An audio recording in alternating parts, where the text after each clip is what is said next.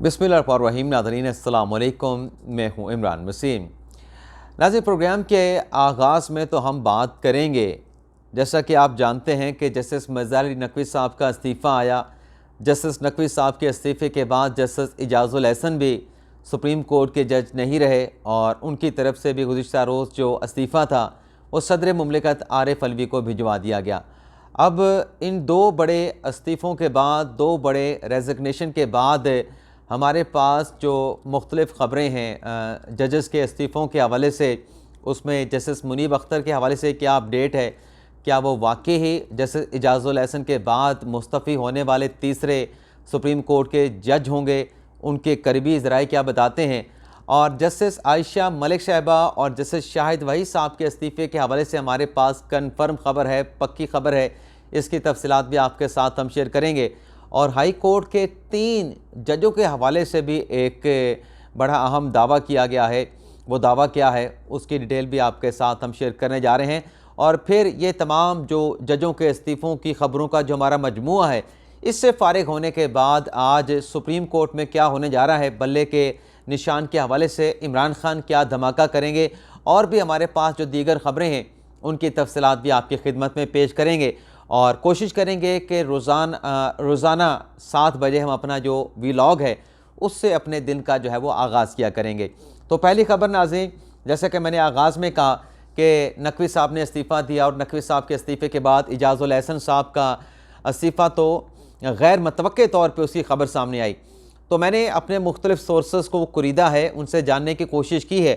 कि ये जो एक पतझड़ का मौसम है, वैसे तो दिसंबर, जनवरी, फरवरी, नवंबर से पतझड़ ख़िज़ां का मौसम शुरू हो जाता है, लेकिन वो सब्ज़े के लिए होता है, दरख्तों के लिए होता है। वो ख़िज़ां का मौसम जो है वो बहार की नबी सुना रहा होता है। लेकिन यहाँ पे सुप्रीम कोर्ट के जो जजेज़ हैं वो अपने ओहदों से रिज़ाइन दे रहे हैं। और ख़ास तौर पे जो इजाज़ुल एहसन साहब का नाज़रीन इस्तीफ़ा था, आप ये देखें कि वो ऐसा जज जिसको नज़र आ रहा है कि 8 माह के बाद, 10 माह के बाद वो सुप्रीम कोर्ट का चीफ जस्टिस होगा, वो जज भी रिज़ाइन कर गया। अब सोशल मीडिया पे हर बंदा अंदाज़ा लगा रहा है कि फ़लाँ का इस्तीफ़ा आएगा, इतने इस्तीफ़े आएंगे। तो हमने जो अपने सोर्सेस को कुरीदा है और वहाँ से हमें जो इन्फॉर्मेशन मिली है वो डिटेल आपके साथ हम शेयर करने जा रहे हैं। तो सबसे पहले जो मैंने थंबनेल पे लिखा कि क्या जस्टिस मुनीब अख्तर साहब मुस्तफ़ी होंगे, तो मैंने उनके करीबी ज़राए के साथ रब्ता किया, क्योंकि ज़ाहिर सी बात है कि अगर नकवी साहब ने रिज़ाइन किया है और इजाज़ुल एहसन साहब ने रिज़ाइन किया है तो बहस ये चल रही है कि अगली जो बारी है, अगला जो इस्तीफ़ा है वो मुनीब अख्तर साहब का है। तो मुनीब अख्तर साहब के इस्तीफ़े की ख़बर से डिटेल से हम आपको ये बताते हैं जो हमने ज़राए से हासिल की हैं। हमें उनके करीबी ज़राए ने बताया है कि रात गया जो मेरी उनके साथ बात हुई कि फ़िलहाल ऐसा कुछ नहीं है, ऐसी कोई डेवलपमेंट, ऐसी कोई सोच कि इजाज़ुल एहसन के बाद मुनीब अख्तर साहब भी मुस्तफ़ी होने का सोच रहे हैं। वो कि सोशल मीडिया पे चल रहा है, उनके इस्तीफ़े के हवाले से दावे आ रहे हैं, लेकिन उनके साथ उनकी एक करीबी शख्सियत, उनके जो हमारे जो करीबी ज़राए हैं उनका दावा है कि फ़िलहाल मुनीब अख्तर साहब के हवाले से ऐसी कुछ डेवलपमेंट नहीं है कि वो आजकल में रिज़ाइन कर जाएँ। लेकिन हमने आपको वाज़ेह कर दिया है कि रात के हमें ज़राए ने कन्फर्म किया है कि ऐसा सब कुछ, कि इस्तीफ़ा ऐसा कुछ नहीं है। अब आ जाते हैं शाहिद वहीद साहब और जस्टिस आयशा मलिक साहब के जो इस्तीफ़े के हवाले से मैंने थंबनेल पे लिखा कि पक्की खबर है हमारे पास। तो नाज़रीन, लाहौर में हमारे कुछ सोर्सेज हैं, उनके साथ हमारी बात हुई, उनके साथ गपशप चल रही थी यही इस्तीफ़ों के मामले पे, जज साहबान जो मुस्तफ़ी हुए हैं मुनीब अख्तर साहब के मामले पे भी। तो मेरे जिनसे बात हो रही थी उन्होंने ये कहा कि अगर जैसा कि कहा जाता है कि आइंदा आने वाले दिनों में जो सुप्रीम कोर्ट के जो जजेज़ हैं, जो जूनियर थे, जिनको हाई कोर्ट से एलिवेट करके, यानी जूनियर जजेस के तौर पे सुप्रीम कोर्ट में ला के एलिवेट किया गया, सुप्रीम कोर्ट का जज बनाया गया, मुझे मेरे सोर्स ने बताया है कि इमरान खान साहब, ये आप लिख लें, ये कन्फर्म खबर मैं आपको दे रहा हूँ और मैं अपने ज़राए की खबर आपके साथ शेयर करने जा रहा हूँ। मेरे ज़राए ने बताया कि अगर ऐसा केस टेकअप हुआ कि जूनियर जजेस नहीं आने चाहिए थे, सीनियर जजेस आने चाहिए थे, तो उस पर जो फ़ैसला होगा, उस फैसले में अगर जूनियर जज साहबान को लाहौर हाई कोर्ट और सिंध हाई कोर्ट रिवर्ट किया गया, जिसमें हसन रज़ा रिज़वी साहब हैं, मोहम्मद अली मज़हर साहब हैं, जिसमें जस्टिस मुनीब अख्तर साहब भी हैं, जिसमें जस्टिस आयशा मलिक साहबा भी हैं, जिसमें जस्टिस शाहिद वहीद साहब भी हैं। तो मुझे मेरे ज़राए ने बताया, उन्होंने कहा कि मेरी बात हुई, मैंने ये सवाल पूछा आयशा मलिक साहबा से, मेरी बात हुई शाहिद वहीद साहब से, वो अपने ज़राए से बता रहे थे कि मुझे ज़राए ने बताया, मेरा ज़राए अपने ज़राए को कोट कर रहा है कि हमने ये सवाल पूछा कि अगर ये केस सुप्रीम कोर्ट में टेकअप हो गया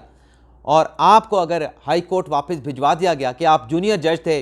आप अहलियत नहीं रखते थे सुप्रीम कोर्ट का जज बनने की, तो फिर आप क्या करेंगे? क्या हाई कोर्ट में वापस आ जाएंगे? तो दोनों जज साहबान के हवाले से, जज साहबान और जज साहब और साहबा के हवाले से, यानी आयशा मलिक और शाहिद वहीद के हवाले से मेरे ज़राए बताते हैं, अपने ज़राए को कोट करते हुए, कि दोनों जजेस का ये कहना था कि हम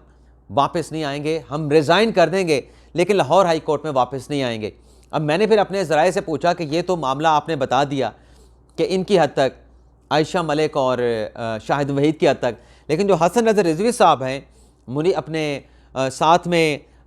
जो अपने मोहम्मद अली मज़हर साहब हैं, मुनीब अख्तर साहब हैं, तो दो जजेस के हवाले से बताया कि हसन साहब और मोहम्मद अली मज़हर साहब, जो नए रूल्स बने हैं अभी सुप्रीम कोर्ट के, जो मंसूर अली शाह साहब की सरबराही में कमेटी बनी थी, अगर वो भी वापस चले गए, मुनीब अख्तर साहब भी वापस चले गए, तो अब नए रूल्स में उसमें एक विंडो रख दी गई है कि उसमें सीनियरिटी की बुनियाद पे भी और सीनियरिटी के साथ साथ जो कम्पिटेंसी है उसको भी देखा जाएगा। तो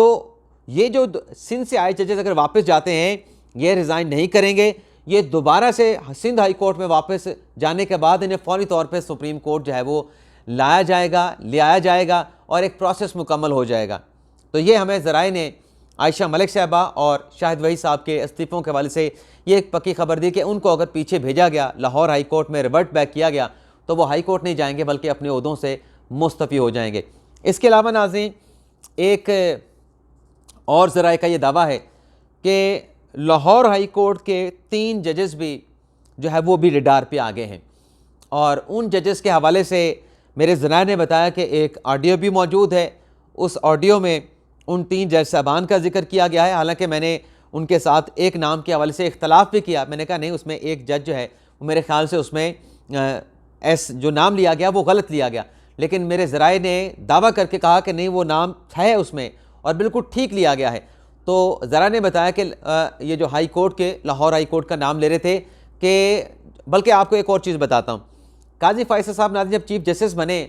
तो उन्होंने चीफ जस्टिस बनने के बाद जहाँ फुल कोर्ट बनाई, प्रैक्टिस एंड प्रोसीजर कानून को बरकरार रखा, अब उसके मुताबिक बेंचेस बनते हैं। दूसरा ये किया काजी फैसल साहब ने कि सुप्रीम जुडिशल काउंसिल को फाल कर दिया, यानी सुप्रीम जुडिशल काउंसिल में जो रेफरेंसेस आते थे, पड़े रहते थे, काजी फैसल साहब ने कहा कि सुप्रीम जुडिशल काउंसिल, आप अभी भी सुप्रीम कोर्ट की वेबसाइट पे जाके वो प्रेस रिलीज और एलामिया निकाल के देख सकते हैं, जिसमें ये कहा गया था कि सुप्रीम जुडिशल काउंसिल अब मुसलसल जो है वो फाल रहेगी और जजेस का एहतसाब इस काउंसिल में चलता रहेगा। तो वो एक पैगाम था उन जजेस के लिए जिनके कंडक्ट पे कुछ सवालात हैं, जिनके किरदार पे कुछ सवालात हैं, और उसी सुप्रीम जुडिशल काउंसिल की एलामिया के बाद बहुत सारे दोस्त ये दावा करते हैं कि अब उन जजेस को खदशा लाहक है कि उनके खिलाफ। तो ज़रा ये बताते हैं कि ये जब से सुप्रीम जुडिशल काउंसिल फ़ाल हुई है तो बहुत सारे जजेस को जो है वो खदशात लाहक हैं कि कहीं उनका घेरा तंग ना हो जाए। तो इस पे एक और भी नाज़रीन कुछ दोस्त ये दावा करते हैं कि एक हाई कोर्ट के और भी जज हैं, उनसे मुतल्लिक ये है कि उन्हें प्लाटों वाला जज कहा जाता है, तो उनके बारे में भी कहा जा रहा है कि जल्द रेफरेंस जो है सुप्रीम जुडिशल काउंसिल में उनके खिलाफ जो है वो भेज दिया जाएगा, और उस रेफरेंस के नतीजे में उनके लिए भी मसाइल और मुश्किलात जो है वो पैदा हो सकती हैं। इसके अलावा नाज़रीन, इमरान खान साहब क्या धमाका करने वाले हैं, इस खबर पर आने से पहले बल्ले के निशान के हवाले से आप जानते हैं कि आज सुप्रीम कोर्ट में अहम समाअत होने जा रही है, बल्कि अहम भी है और पहली समाअत भी है। इलेक्शन कमीशन ने पेशावर हाई कोर्ट का फैसला कल सुप्रीम कोर्ट ऑफ पाकिस्तान में चैलेंज किया था। हमने ये खबर ब्रेक की थी, बल्ले के निशान पे इलेक्शन कमीशन ने अपील दायर कर दी है, उस पर जो बेंच बना था ये खबर भी हमने ब्रेक की थी। लेकिन आज काजी फायजी साहब, जस्टिस मोहम्मद अली मज़हर और जस्टिस मुसर्रत हिलाली साहबा इस केस की समाअत करेंगे, और इस केस की समाअत के हवाले से नाज़रीन कुछ मैंने मंदरजात निकाले हैं कि किन पॉइंट्स पर इलेक्शन कमीशन इस मामले पे सुप्रीम कोर्ट में अपने फैसले का दिफा करना चाहता है। वो कौन से पॉइंट्स हैं मैं आपको बता देता हूँ नाज़रीन, और आज इम्कान है कि आज की समाअत में इमरान खान साहब के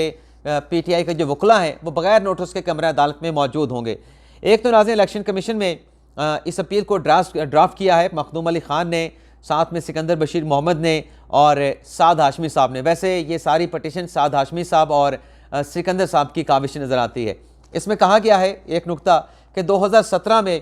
आखिरी इलेक्शन हुआ था पाकिस्तान तहरीक इंसाफ का, और 2021 में पाकिस्तान तहरीक इंसाफ ने अपना इंट्रा पार्टी इलेक्शन करवाना था, और 27 जुलाई 2021 को PTI को शोकास नोटिस दिया गया पहला कि आप अपना इंट्रा पार्टी इलेक्शन आपने नहीं करवाया, डेट गुजर चुकी है, 4 साल गुजर चुके हैं। तो इस पे पाकिस्तान तहरीक इंसाफ के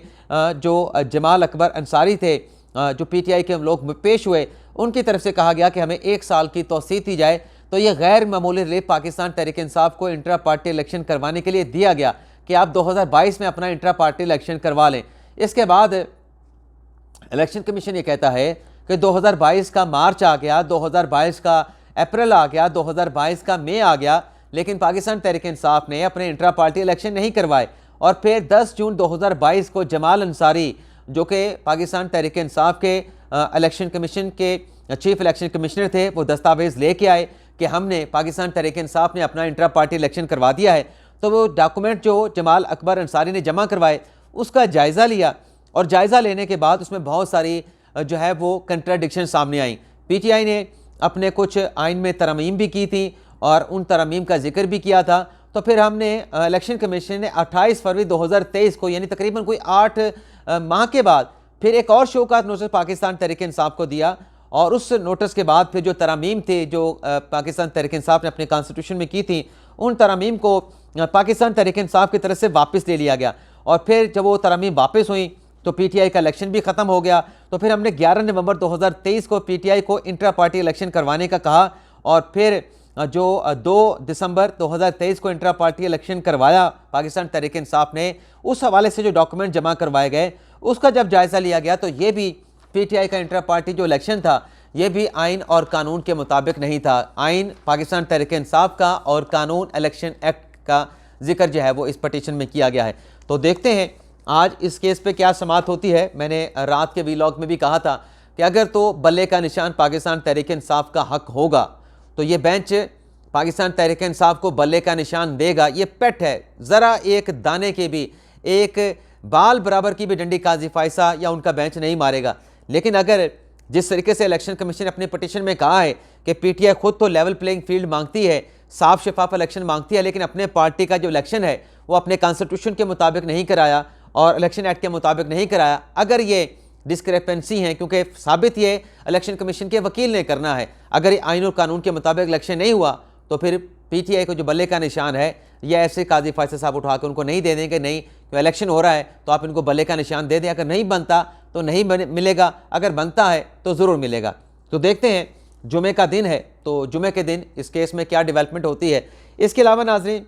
इमरान खान साहब क्या धमाका करने वाले हैं, इस हवाले से नाजरीन पहले तो आपको बता दें कि NA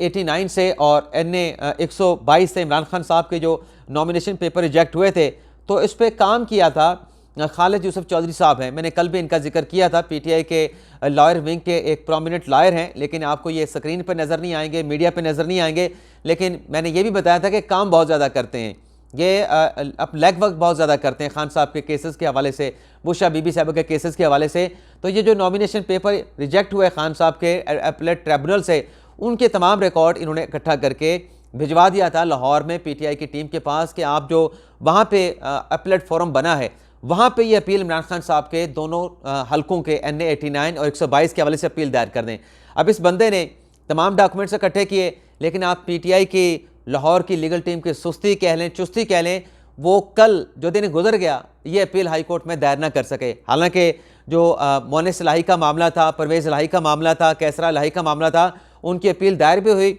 और ट्रिब्यूनल की जानिब से, अपीलेट फोरम की जानिब से उस पर नोटिस करके जवाब भी मांग लिया गया। लेकिन खान साहब की अपील कल जो है, हालांकि डॉक्यूमेंट्स पूरे थे, मामला तैयार करके भेजे थे यहाँ पे खालिद यूसुफ चौधरी ने, लेकिन हाई कोर्ट में अपील ना हो सकी। तो आज दावा किया जा रहा है कि आज ये इमरान खान साहब का धमाका, जो अपीलें हैं दोनों हलकों के हवाले से NA 122 और NA 89 के हवाले से लाहौर हाई कोर्ट में अपीलेट फोरम पे दायर कर दी जाएंगी। और आज अगर नाज़रीन दायर होती हैं तो फिर समाअत कब होगी, ये भी बड़ा अहम सवाल है। इसके अलावा नाज़रीन,